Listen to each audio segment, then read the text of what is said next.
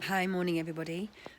It's Nick, and I wanted to talk about ego and being the best today, as opposed to doing the best and coming from a place of true intent. Now, some of you may or may not have seen a post I did on Sunday, which was about my cold water swimming. So this year I decided to do winter swimming. I swim in the lake all summer. I'm a big swimmer. I do a lot of swimming, but I haven't swum through the winter outdoors before. And I decided to do it this season. You have to do an induction. It's safety is taken very seriously, and I've been going for a few weeks now, and I still swim in what they refer to as skins. It's without a wetsuit, so obviously it's in your skin.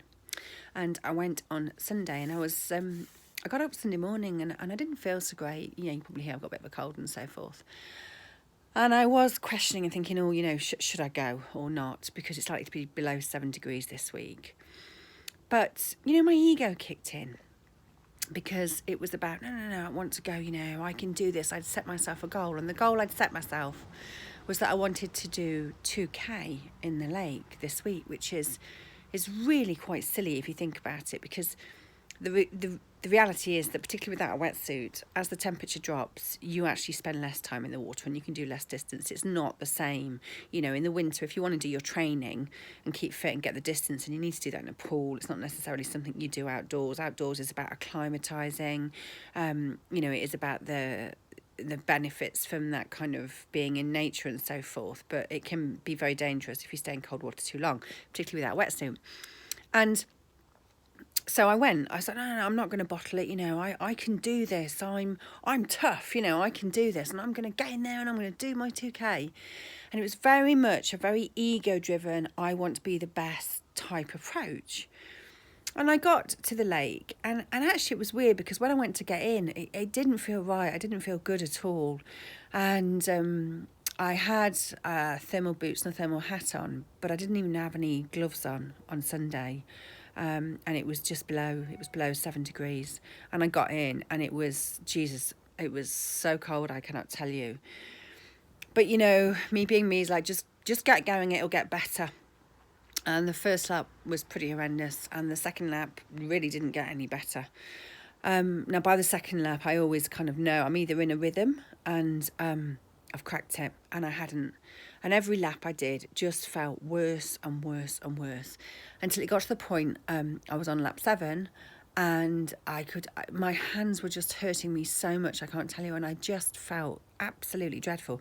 And people were passing me, and I was looking at their swimming stroke thinking, I'm not sure why they're passing me, because, I can't keep up, and I would normally be able to. And even then, because obviously you're kind of in a mild hypothermia state anyway, but it was clearly setting in. I was losing my rationale. You could question whether I had any in the first place doing what I was doing. Because I wasn't swimming properly. I wasn't getting a full stroke. I wasn't pushing my arm all the way back because my body really wasn't really listening to what my brain was telling me. I did decide at lap 7, which was about 1.4k, to call it a day and to go in. And by the time I got to the side, I was in a bit of a state, to be honest. I could hardly get myself out of the lake. I mean, you're always a bit dizzy and so forth because your blood, goes to your vital organs. So your extremities don't have as much blood, and you can feel quite dizzy, and you need to just steady yourself to get your balance. But I felt dreadful. I don't know how I got dressed, if I'm really honest. I was leaning up against the wall in the changing room.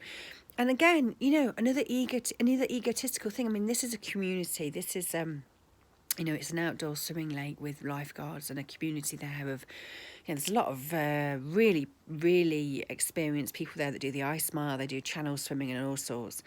And the changing room was full, and I could hardly stand up. I felt so ill, I felt sick, and I could hear people, but I couldn't really get my words out. I mean, I thought I'd got dressed, but I'd left half my layers off. And I didn't even remember putting them in my bag. I thought I'd left them at swimming. When I got home, I was amazed to see they were in my bag. And again, it was an ego thing. It was like, why didn't I just ask for help? I should have asked for help at that point, because at that point, my core temperature was already too low and I was struggling to get it back up. And I didn't ask for help because, I can do this and it'll be all right. I'll get a hot drink and I'll be fine. And I wasn't. And we have a warm room that we go into afterwards. And you have a hot drink, and you stay in there until you've warmed up and you've passed the shiver stage, because you do shiver quite violently. Well, I do. as you get your corporate temperature back up. And even then I didn't say anything, thinking even then I was still arrogant enough to think I would be okay. And it was the other very professional, very hardy swimmers that just took one look at me and were like, oh my Lord, you're not in a great place at all. And they literally just took over. I mean, I couldn't even hold my drink to drink it. They literally just took over. They were rubbing me down. There was hot water bottles on me. There was people hugging me to use body heat. They were holding a drink that I could drink. They were trying to get me to eat, because that kicks your metabolism. They were trying to get me to move, just to get my temperature up. And it took about an hour. And I can honestly say, I don't think I can't remember feeling that ill. And by, I don't know, 10 or 15 minutes in, I really got scared. I mean, I really got scared because I realised I'd really got myself into some shit. And I was genuinely, the fear was palpable in me. And afterwards, looking back, I'm like, Nick, what the hell was all that about? What can you learn from this? One is, it really scared me, and I won't be doing that again. And neither will I be turning up on a Sunday again on my own, because had I been swimming with a buddy, somebody who'd known me, they would have known I wasn't myself. They would have known I wasn't swimming at the pace I normally swim at. They would have seen when I was getting out of the lake that I wasn't getting out how I normally do, and they would have seen how quiet I was in the changing room, and I wouldn't have needed to tell them. So I'm not going without my buddy again. Secondly, it's about doing the best, not being the best. And you've got to, the ego can be a really dangerous thing.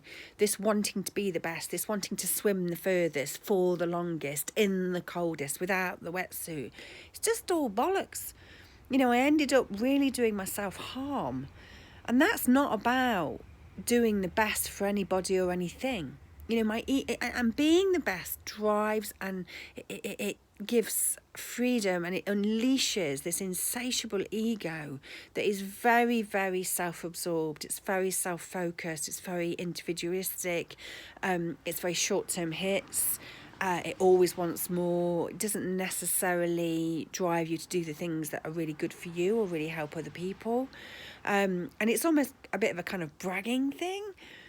Whereas doing the best would have been listening to my body, being kind to myself, going, do you know what, you've got a cold.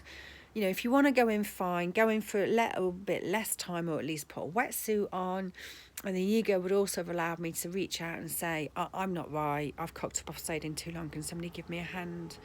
So that's what I wanted to talk about. And I think that can be a metaphor and analogy for a lot of things in life. If we are driven by ego and being the best, I think it can take us off course and do damage, and takes away our own self-love. Whereas if we want to do the best, we're coming from a very different place. We're coming from a place of love, we're coming from a place of trust, and we're coming from a place of giving to ourselves and to others as well. And that was really the big lesson that I learned from a really quite scary experience on Sunday. And I hope that's of help to somebody today. Take care. Bye.